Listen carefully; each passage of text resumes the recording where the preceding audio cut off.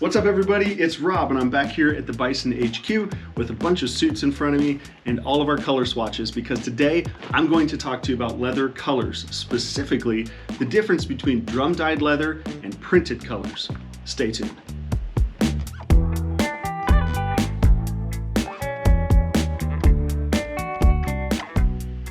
So here at Bison, we understand that one of the most intimidating parts of ordering custom gear is the design process. A lot of people ask us, how do they do this?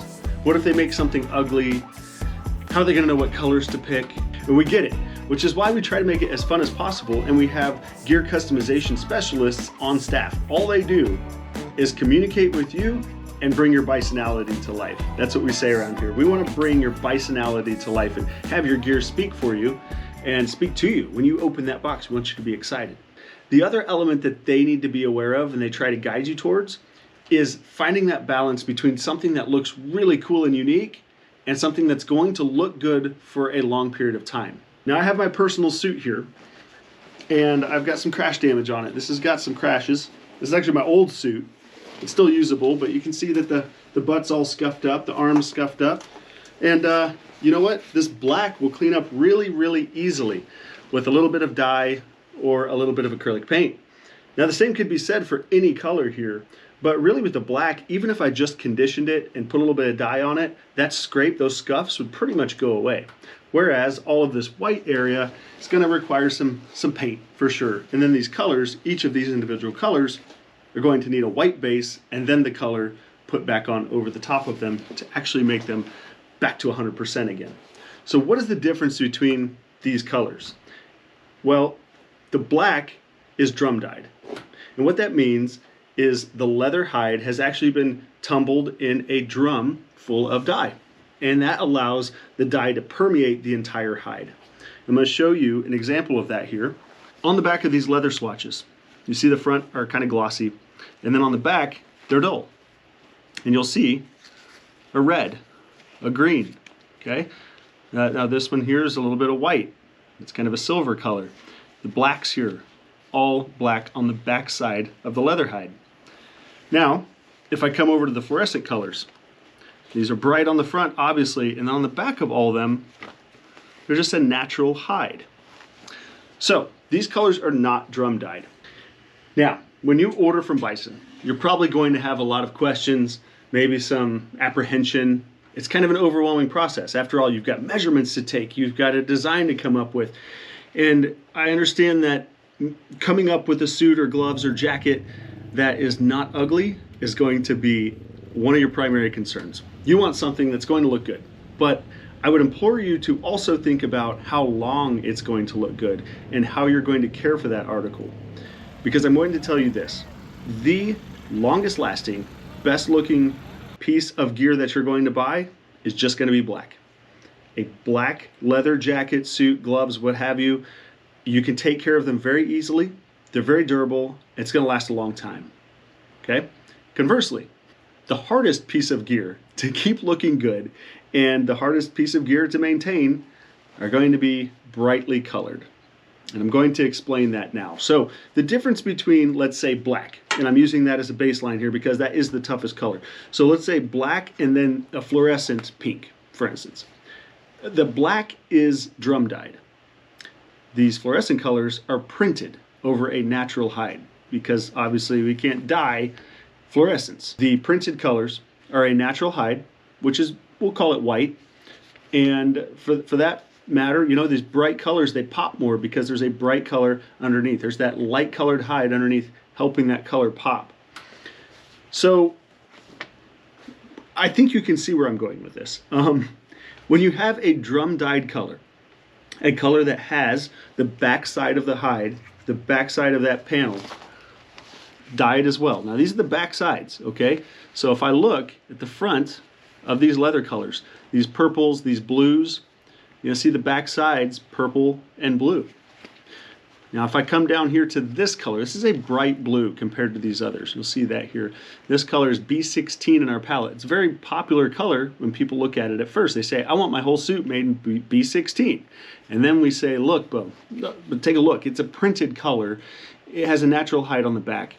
These others are drum dyed. And what that means is these colors are going to look better for longer. And they might even wear in a nice like natural patina, especially like on a street jacket or maybe a pair of street gloves. You know, you kind of, as you wear them over the years, they start to look a little bit cooler because they kind of wear in a little bit. Whereas with this bright blue, that's not gonna be the case. I'm gonna give you an example of this here. Now I have this little green mini suit that has been through heck and back with this kid on the kart tracks. And as you can see from afar, it looks pretty cool. It's bright green and it stands out for sure. But then you start looking at all the areas that the suit has been rubbing on the foam rubber seat of his ovale, shuffling back and forth, the areas where he's crashed, and you can clearly see it. In addition to that, because this suit was used for a season and it was used in the rain and he sweated in it and all this stuff, the suit got dry and it was never cleaned or well, it wasn't conditioned for sure. And so what happens then is in between the pores of the perforation, you start to have cracking and some peeling, and you can see where the suit was rubbing on the tank, kind of the color has rubbed off there. Now, you can reapply this color. You know, I could go to Hobby Lobby, get some acrylic paint, and paint this right back up. But it's a lot of work, obviously. There's a lot of stuff that needs to be painted. Almost the whole suit. I just kind of have to spray it, really. I don't even think I could brush it all. So this is a good example of a suit looking cool to begin with, but then once that printed pattern, or that printed color rather, starts to wear, starts to get compromised, things start to go downhill. Now I talked about the perforation, it drying out and the paint starting to crack there. That's another item you need to think about with these printed colors and patterns. When you apply conditioner to this leather, it may not permeate the leather in the same way as a drum dyed color with a more natural finish.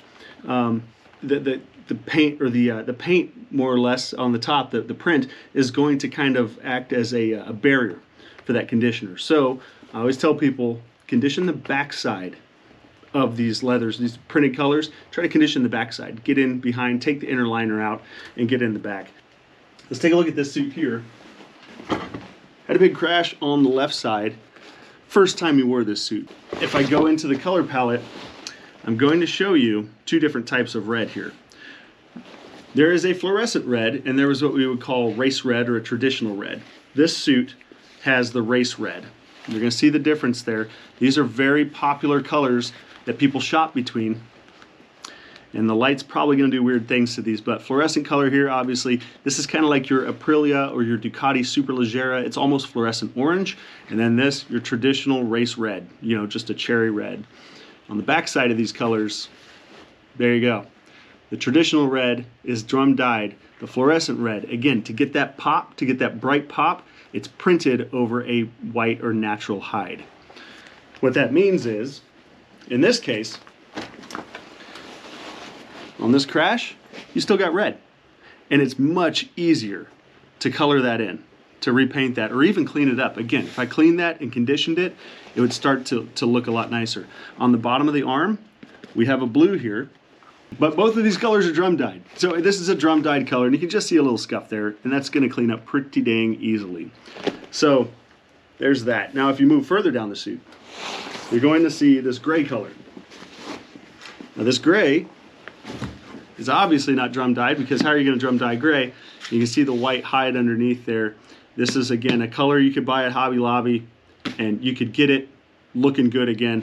But it definitely takes that silver right off of there, and then you've got a big white patch. So what we try to do, generally speaking, is put the drum dyed colors in the impact and slide areas. We want it to look good. We want your gloves, your suit, your jacket, whatever it is, to look good as long as we can, and make them as easy to care for. Should you go down, you can reset them easily, right? With a little bit of dye, a little bit of conditioner even. Just clean it up, condition it, and the color starts to come back, pull back through. It's gonna save you a lot of heartache. Now let me show you a great example of a suit design that uses a little bit of both, because patterns are the other thing that people talk about a lot. People want patterns on their suit. Well, when you print a pattern, I just gave it away. When you put a pattern on your suit, you print it. You have to print it, obviously. So what you have is a natural hide and then the pattern over the top. And when you move around on the motorcycle, on the tank, or with the inner knees on the tank back and forth, especially if you have stomp grips or something there, it's going to wear that pattern off of your suit over time. And sometimes it happens quickly. Other times it takes years, and the pattern stays. But there are a lot of variables that go into it.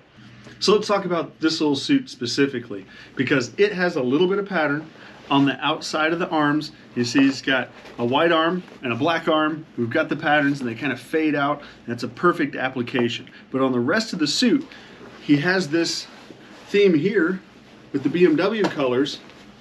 And what we did was we cut and stitched each individual panel.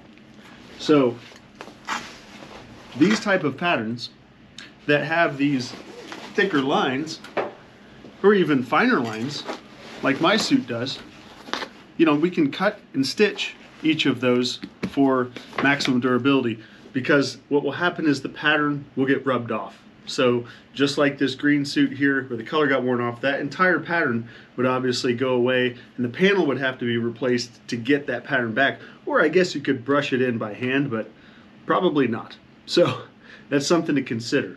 The last point that I want to make when it comes to appearance is that these printed colors, especially on smooth hides that are becoming more popular, where the leather doesn't have as much grain, they have a unique appearance, and that's for better or for worse. But the appearance can be a little bit glossy and look a little bit different than a drum dyed color. And so some people like that, others don't, but you need to be aware of it as you go into maybe printing a pattern, especially. Not so much the fluorescent colors, but definitely the printed patterns. We're starting to use that smoother leather, and the appearance is a little bit different. All right, so I've given you some base level education on printed colors and patterns versus drum dyed leather. Now, how do you apply these in your suit, jacket, gloves, etc.? What's the best application? Well, let's run through some bullet points real quick so we have kind of a refresher and an overall view of the pros and the cons of printed leather versus drum dyed leather. So we're going to start with color longevity. The color longevity of drum dyed leather is obviously highest. The color permeates the entire hide, and therefore you have the most color available even in wear circumstances or even a crash.